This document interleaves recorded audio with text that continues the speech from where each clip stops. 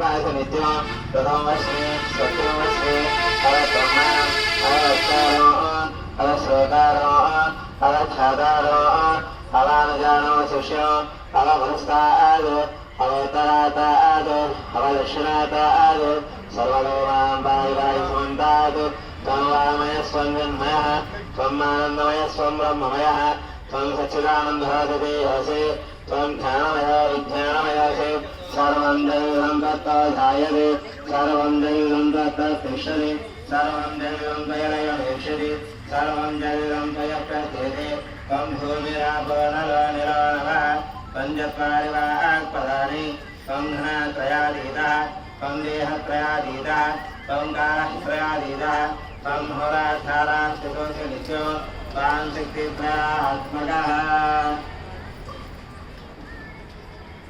వినాయకుడికి మనం సప్తమి అంటే 7 అన్నమాట. 7 రోజులు పూజా కార్యక్రమాలు అయిన తర్వాత చందనోత్సవం చేసి స్వామివారిని ఉద్యాపన చెప్పాలన్నమాట. చందనోత్సవం చేయడం ద్వారా మనం ఇక్కడ చేసిన చిన్న చిన్న అపరాధాలు ఏదైనా జరుగుండొచ్చు, లేదా ఇక్కడ మనం పెట్టిన పదార్థాల్లో ఏదైనా పాడైపోయింది ఉండొచ్చు, పువ్వుల్లో ఏదైనా పురుగు ఉండొచ్చు, మనం లేనప్పుడు ఏదైనా వచ్చి ఇక్కడ తాకుండొచ్చు. ఇవన్నీ కూడా దోషంలోకి పరిగణలోకి వస్తాయి.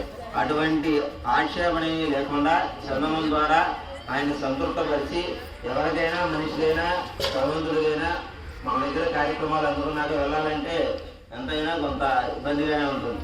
అటువంటిది ఏమీ లేకుండా ఇంతకన్నా బాగా వచ్చే సంవత్సరం చేస్తామని స్వామివారిని స్మరించుకుంటూ చందనంతో ఆయనకి చెప్పడం అన్నమాట. ఆయన ఇంతకన్నా అద్భుతంగా మరలా సంవత్సరం నేను ఆహ్వానించి ప్రతి ఇంటి యందు నిర్విఘ్నంగా ప్రతి కార్యము ప్రతి శుభ కార్యక్రమం జరగాలి అని చెప్పి